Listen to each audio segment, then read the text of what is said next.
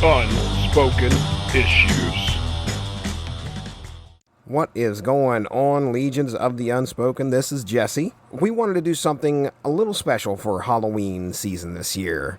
So Chris and I got together and we read the spooky 6-part series, Rise of the Midnight Suns. And just like those tiny candy bars you used to find in the bag after a long night of trick-or-treat, we are releasing this in short, fun-sized episodes, leading all the way up to Halloween. Unfortunately, Dean and Mike were not able to join us on this one, but we wanted to make sure to point out that some work has been put in on this series before, where Dean Compton and Emily Scott sat down and had a similar conversation about 5 years ago. So make sure to check out Nighttime Sunburn, Rise of the Midnight Suns over at theunspokenDecade.com, and a link to that will be posted in the notes of every show. Okay, let's go. All right, well, ladies and gentlemen, welcome to another episode of Unspoken Epics. This is our long-form version of the Unspoken Issues podcast, where we get to sit down and talk about some of our favorite 90s comic story arcs. And this entry was something that you had chosen, Chris Armstrong. Anyway, why don't you go ahead and tell everybody which story arc did you choose to talk about this episode? Well, seeing as how we're right around Halloween time, I figured this would be an appropriate time to dive into Rise of the Midnight Suns, which is, it's a 6-part story. It kind of launched the Midnight Suns corner of the Marvel Universe in the early 90s. If I had to guess, the 5 comic book stories I've probably read the most, Infinity Gauntlet would be in there. Okay. The first Savage Dragon miniseries would be in there. Nice. And then definitely Rise of the Midnight Suns would be in there. I'm not sure about what else. Probably also the Heart of the Hawk, Darkhawk, the first multi-part Darkhawk story that was kind of a big deal to me when I was a kid too. But yeah, this one is one that I read over and over when I was a kid. So and I really liked a lot of the other Midnight Suns spin-off books that kind of came out of the Ghost Rider title. Mm-hmm. So I was excited to get a chance to reread this again and talk about it a bit. Yeah, this is the first time I've ever actually read this series. I knew of it, of course. This came out in 90. What was it? 90? Oh, wow. 92. Okay. That is one thing I did not write down. I've got the issues here, what number issues they are and what parts they are, but I do not have when it got released. So 90. I'm pretty sure it was a summer of 92 crossover event. These were some characters that I knew of. I was the X-Men guy. I was the mutant guy. So kind of shied away from this part because I just didn't know the characters well enough to want to jump into that continuity. But this would have been the prime time to do it. This is the first time I've ever read this storyline. It's a perfect storyline to read for October and getting ready for the Halloween season. We got a lot of supernatural stuff going in here. If you know much about Ghost Rider, it's the spirit of vengeance. Flaming skull, chains, leather jacket. He's pretty spooky, but we also have vampires factoring into this with Morbius, the living vampire. We have vampire hunters and the Night Stalkers. We have Lilith, which is the mother of demons. So there's a lot of Doctor Strange too. He makes a couple appearances, as a matter of fact. So there's a lot of supernatural, mystic, magic stuff going on here, which fits in perfect with October. Strange was kind of the cameo king of this storyline. This is my introduction to a lot of these characters getting off the ground floor in the 90s. So I had a good time reading this. Rise of the Midnight Suns. This was something that was put together by Howard Mackey. The trade I've got for this storyline has a reprinted interview with all of the writers and the editor. They kind of talk about how this line of books kind of evolved, which I kind of made a few notes. Yeah, let's hear it, man. I was curious because I went through this morning. I found an interview by Howard Mackey. Somebody had did an interview with Howard Mackey, asking him some questions about the Midnight Suns and what the genesis of it was. So now I'm curious as to what what it was saying in there. So feel free. This is a kind of a contemporary account because this was right when the books launched. So nice. I definitely want to hear what he has to say more recently too. But yeah, according to this interview it was Bobby Chase was the editor and all the writers. The way they basically frame it is Tom DeFalco was the editor-in-chief. Ghost Rider was a big success for them, so they wanted to do a second Ghost Rider book, kind of like there were 4 Spider-Mans at that time. A lot of characters had multiple books. And so editor of Ghost Rider was Bobby Chase, and her, along with Howard Mackey and I think Bob Harris, who was the X-Men editor, decided, well, if we're going to do a second Ghost Rider book, let's just do like a family, kind of like the X-Men, have like several books under the same like umbrella. So they started out throwing out other supernatural characters like Hannibal King and Morbius. They kind of came up with a list of Marvel characters they could use. Len Kaminsky, the Morbius writer, had already done a proposal for Morbius that he was ready to pitch. And Chris Cooper, the Darkhold writer, had already pitched a Darkhold book. So he, threw that in. So that's how it kind of started all kind of gel together. And they just kind of all threw all those under the same umbrella and kind of gave Ghost Rider his own like family of titles, even though he wasn't directly involved, in every series month to month. It was all kind of under that Mackey's, Ghost Rider run. All right. Yeah. So, when I hopped onto horrornewsnetwork.net. So this was 2016, March of 2016. Fairly recent. Yep. So, some of the notes that I grabbed from the interview itself, back in the 90s, when they were just getting ready to, they decided to relaunch Ghost Rider, the third volume. So he says after the pitch, there was some pushback from Marvel sales team. The Marvel sales team believed it was a big risk because Mackey wasn't exactly he wasn't a well-known writer at the time. Plus, not a hot commodity. Yeah, he was just kind of getting his teeth sharpened on writing, and they were not too thrilled about trying to push this book with him behind it, and they didn't think it would be financially a good idea. So DeFalco was really behind Mackey doing this, so he didn't budge, and so they ended up giving in, and they did it. Of course, it took off. It was, a lot of people were very pleased with the series. Midnight Suns roll around, and they decide to do the pitch for that. And Mackey initially was like, I don't know. He said, I don't want it to be too much too soon. He was pleased with the fact we got Ghost Rider out there, but now we're going to start throwing all these other supernatural characters out there. Maybe it might dilute the excitement. Right. When they were sitting around the table talking about what this could be, D.G. Chichester threw out Lilith as the main villain of the piece, and Mackey all of a sudden was like, okay, now I'm starting to kind of get with this. I kind of like this idea. So he comes back to the table, and then they start rolling with the Midnight Suns thing. One of the things that I thought was pretty interesting out of that interview was that at some point a rabbi had come up to Mackey. This was well after Midnight Suns had dropped, and asked him about where he found some of the stuff about Lilith, because apparently Lilith is a figure from religious mythology. So this rabbi comes up to him and is like, where did you find all this stuff at? And he's like, well, we didn't have anything to go on, so we just kind of made it up along the way. The rabbi's like, I can't believe how accurate some of the stuff you came up with.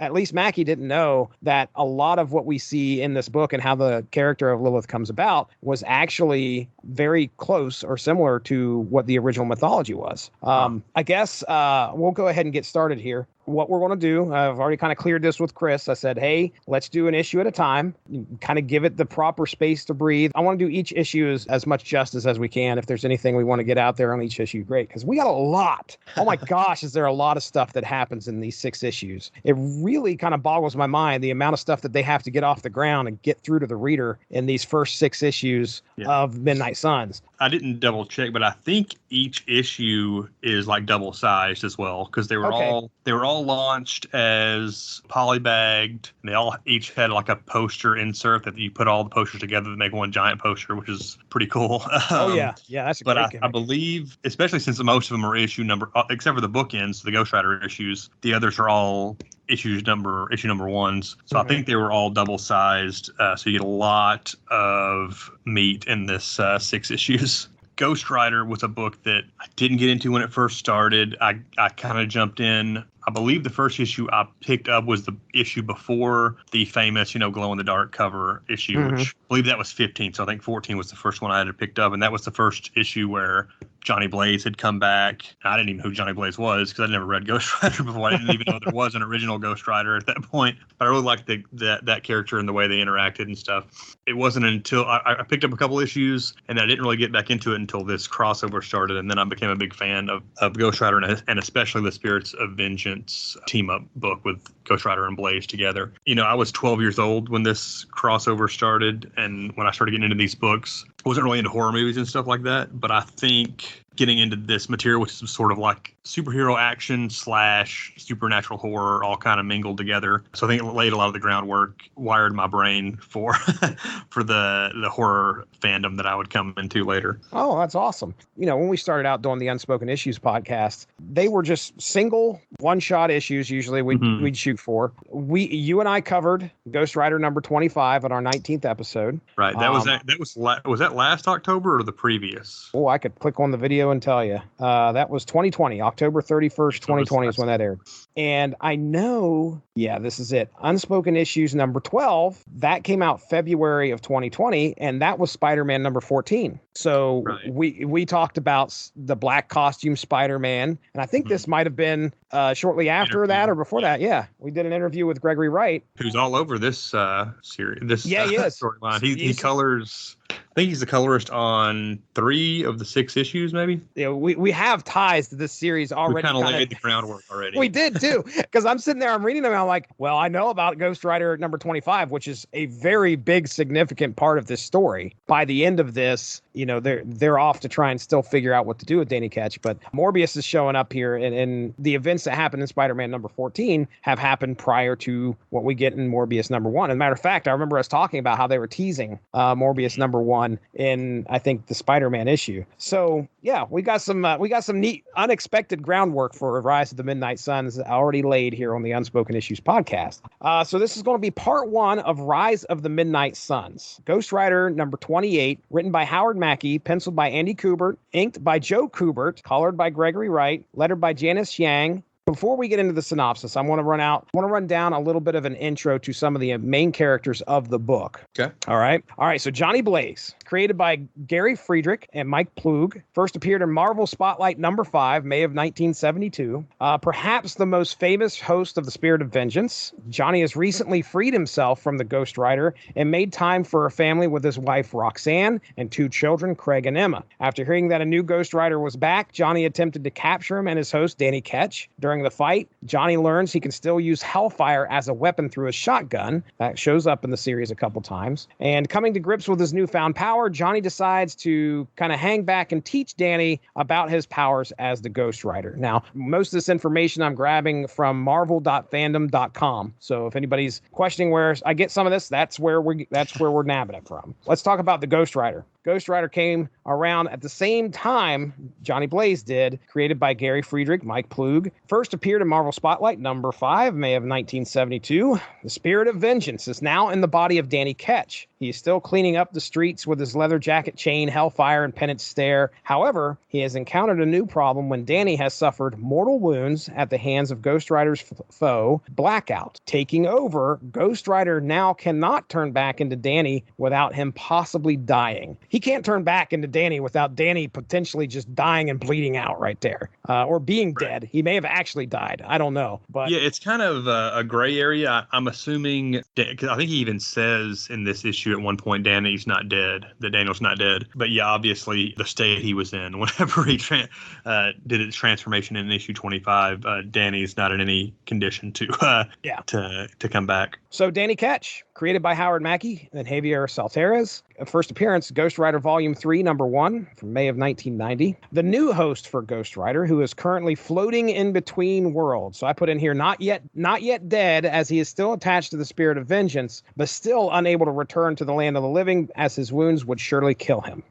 Then we have Blackout. Now, I threw him in here. He's going to be a regular throughout the series. Blackout, created by Howard Mackey, Javier Saltares. First appearance, Ghost Rider Volume 3, Number 2, June of 1990. At this point, when we start this book, he's been imprisoned in a crypt by Ghost Rider after attacking Danny Ketch and slashing his throat, creating the predicament that Ghost Rider's in right now. So Blackout's kind of the reason that Danny is dead / not dead. And then we get Lilith. Lilith is created by Howard Mackey and Andy Kubert. First appearance, Ghost Rider Volume 3, Number 28, this very issue, according to what I was reading. The Mother of Demons. Now, if you go to marvel.fandom.wiki and look Lilith up, there is a very large account of her history, okay? Because she's been around for a while. Go ahead. I never really got the full breadth of Lilith's origin because, I've talked before about how I kind of got out of comics for a couple years there in the mid 90s. I don't think her origins were ever really revealed while I was still into comics, and I've never gone back and finished that collection. So I wanted to kind of get a glimpse, and I looked it up the same as you, and I was like, well, this is really a lot to take in, pretty convoluted. And I was like, I wonder if this all got covered back in the 90s, or if this is like newer retcon type stuff. It's got to be retcon, because the thing is that it lists her first appearance as this issue. Right. She's been around for, I mean, they say since the dawn of humanity. When I was looking things up, that there was actually a Lilith one-shot that came out last year. Ooh. And around the time the new Ghost Rider book was going, which I think it only made like 7 or 8 issues. But I never saw that Lilith issue like at my comic shops. So either they didn't order it or it sold out before I could see. So I had to like go online and order a copy, because now I have to have that one as well. So I'm wondering if a lot of this stuff got covered in that one shot that came out about a year and a half ago. The main thing you have to remember is that she is the mother of demons. She's been around since the dawn of humanity. Physically, she hasn't been around for quite some time when this issue starts. So she's kind of been away for quite a while. But I think spiritually, she was still able to kind of influence some of the comings and goings throughout the Marvel universe. But regardless, she hasn't been in the physical world for a while after the Atlanteans imprisoned her in a large Leviathan. Think of like a humongous whale creature. Some kind of spell, something or other was done to where she got imprisoned in it. This is like pre-Cataclysm Atlantis, which is kind of cool. This is before, it sunk into the sea and everything. So this is like way, way, way back. Exactly. She also has ties to possibly being the genesis or the creator of vampires. And also that ties her to the Darkhold, which we'll be getting to that later. Lilith also had a bunch of demon children out there called Lilin that roam the earth to this day. Blackout being one of them. Not exactly a child, but a grandchild, we'll find out later. That's kind of our background on the characters that are going to be showing up in this issue. That synopsis is coming up, but first let me talk about Amazon Music. If you're looking for a good platform that can fill those musical needs, Amazon Music has you covered. If you head to getamazonmusic.com/W2M network, you can get a free 30-day trial where you can check out over 70 million songs. That's getamazonmusic.com/W2M network for that free 30-day trial. So our tale begins with Johnny Blaze and Ghost Rider dropping off some muggers at a crypt in Cypress Hill Cemetery. Ghost Rider is still reeling from recent events where his host, Danny Ketch, fell victim to blackout. Getting his throat slashed, Danny turned into Ghost Rider, who now cannot turn back for fear of Danny dying. Now, it's important because I don't think anybody who's out there that's doesn't know the dynamic between Ghost Rider and and his host. So they are two separate beings. It's not like Danny turns into Ghost Rider as now he's this ultra powerful Danny Ketch. Kind of like it's one or the other. So Ghost Rider is his own person / beings, while Danny is as well. So this has left Danny in a state of limbo, still somewhat attached to the Ghost Rider. Now, Johnny Blaze wants to find a way to save Danny and approaches Ghost Rider on what their next step should be, but soon is approached by the caretaker of the cemetery, who warns them that the police have surrounded them with the intent of taking Ghost Rider down. When Ghost Rider tells Johnny and the caretaker to leave, Blaze and the caretaker try to carefully make their escape, but are pinned down by a hail of gunfire. During the chaos, Ghost Rider is entranced, seeing a vision through Danny's spiritual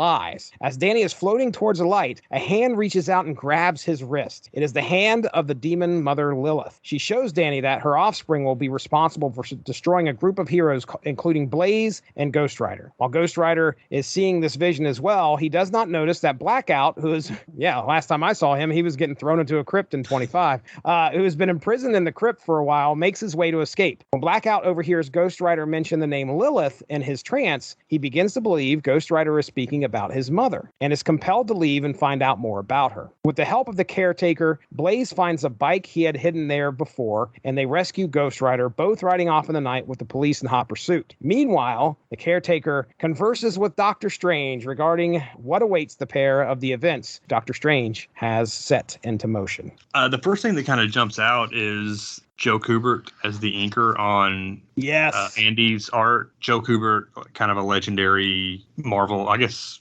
I think he did a lot of DC stuff, Sergeant Rock and stuff like that. So just a legendary comic book artist, and his sons Andy and Adam have become like big names since then. But so we have Andy on pencils and Joe on inks, and it gives it a real honestly, I think I like Andy's artwork better when it's not Joe Kubert doing the inking, but it is a cool mesh of father and son and stuff, and it gives it like a real gritty feel to this issue and the last issue in the storyline. This is 1992. Andy and Adam are about to explode if they haven't already. Right. When it comes to doing art, we talked about Batman versus Predator on an issue, Unspoken Issues episode, and Andy was the penciler and Adam was the inker on that series. Now they're at Marvel. They do some, Andy does Ghost Rider, Adam does the Spirits of Vengeance title for a while, and then after the Image, Exodus, they both jump over into the X-Men line. There we go. I think Adam is doing Wolverine for a while. Andy's doing X-Men for a while. And that's when they really kind of blew up to become like the couple of the biggest names at Marvel in the mid-90s. Seriously. Joe, just folks, I mean, I don't think we can overstate Joe's impact, Joe Kubert's impact on the Marvel universe. Well, I mean, on comics alone. If you grab an old comic, there's a very good possibility you're going to come across an ad for Joe Kubert's School of Art. I think is what it's called. There's for comic book illustrators and sequential artists and stuff. I mean, my goodness, he's had such an influence. So yeah, very cool to see him. I mean, my goodness, Joe is born in 26, so when he's doing these issues, he's like 66. Yeah, he's close to 70. Yeah, and I love the father-son dynamic. Just to think that, hey, that's what we got on this issue. I don't know how much of that's happened throughout comics. I would assume that it's. I don't know. I mean, it could be potentially a rarity. I'd have to look it up. But I mean, if that happened very often, that's great. I mean, I love to think that a dad and a son were able to get together and do something that they loved and have it imprinted. So that's really awesome. All right, what else, man? Ghost Rider, we're seeing everything is kind of through his eyes for most of this issue because Dan's not really around. He's kind of aimless. Like he's just going out, I guess, every night, finding criminals, giving them the old penance stare and throwing them in a mausoleum and has them chained up there. Johnny Blaze is trying to reason with him. And Ghost Rider doesn't really have much to say other than, he's going to do what, vengeance requires or whatever. Yeah, that's one of my first notes here was it seemed like Ghost Rider, I don't want to say losing control because he's got control of his, it's not like he's just going out murdering people, but you could tell he's worried. Ghost Rider's worried that, without Ketch to keep him grounded, he's feeling things change. And I think he's worried he's going to become a murderer. He doesn't want to go that route, but this spirit of vengeance is just like, it's a powerful weapon.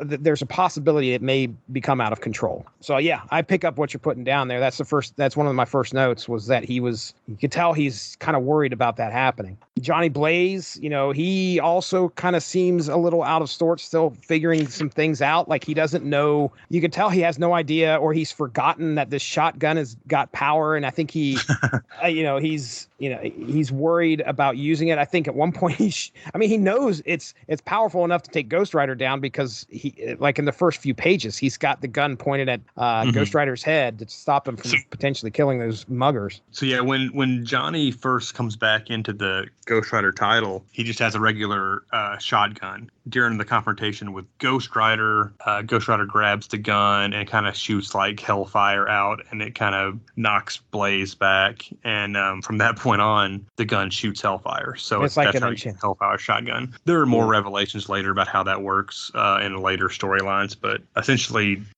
Johnny Blaze was Ghost Rider originally, and now he's just a regular guy with a gun that can shoot hellfire. Yeah, very powerful shotgun. Yeah. He's not a hobo with a shotgun, but he is he's definitely got himself a pretty powerful heater there. My next note is our caretaker guy. I mean, we don't get a whole lot of this dude in there, but I have a feeling he's been established for a little while. This is his first appearance, which I was kind of surprised. Kidding?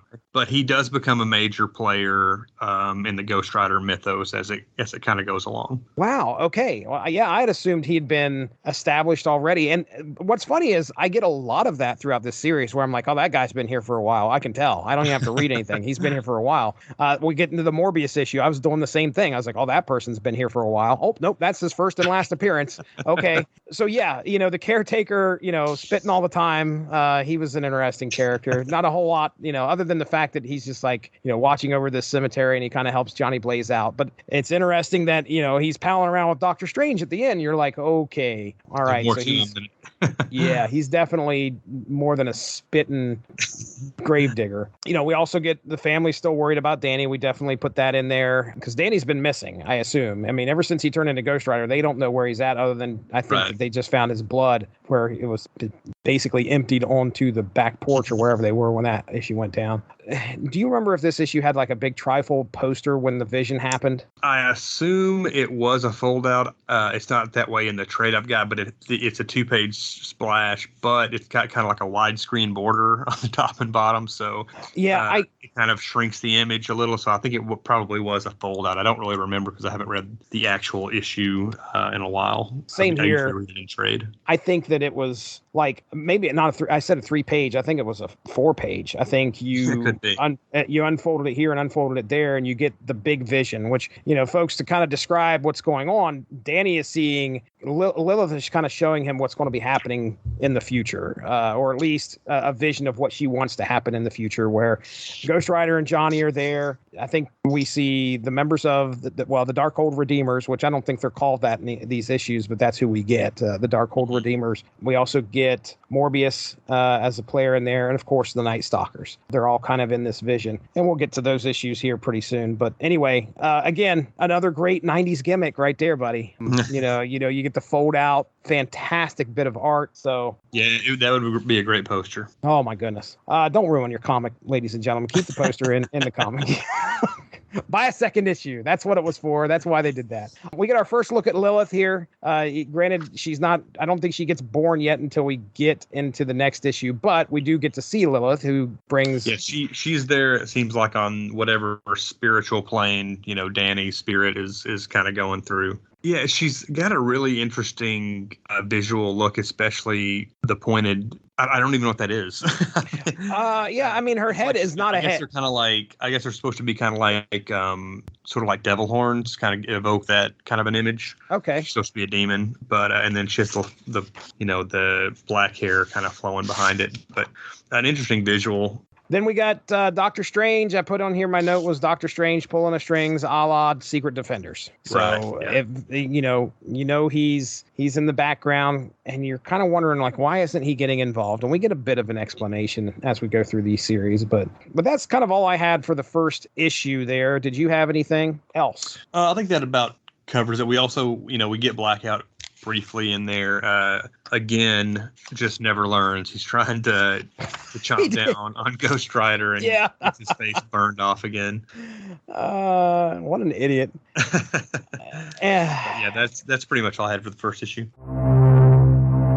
This would be a good time to plug a sponsor of the W2M network, and that is Grammarly. For you, the listeners of Unspoken Issues, Grammarly is offering a free download of the Grammarly software. Grammarly's AI-powered products help people communicate more effectively. Grammarly helps you write mistake-free on Gmail, Facebook, Twitter, LinkedIn, and nearly anywhere else you write on the web. Grammarly corrects hundreds of grammar, punctuation, and spelling mistakes while also catching contextual errors, improving your vocabulary, and suggesting style improvements. To download Grammarly today, go to getgrammarly.com/W2M network. Again, that's getgrammarly.com/W2M network to download Grammarly for free. Foregoing the longer form plugs on these shorter episodes, I'll just remind you to go check out the UnspokenDecade.com for some great articles regarding comics from the 1990s. You can follow Chris Armstrong on Twitter at BrodyMan34 and myself at Stiznarkey on Twitter. And we are pretty active on our Facebook page. Just search for the Unspoken Issues podcast. Stay safe, everyone, and tune in tomorrow for the next chapter of Rise of the Midnight Suns.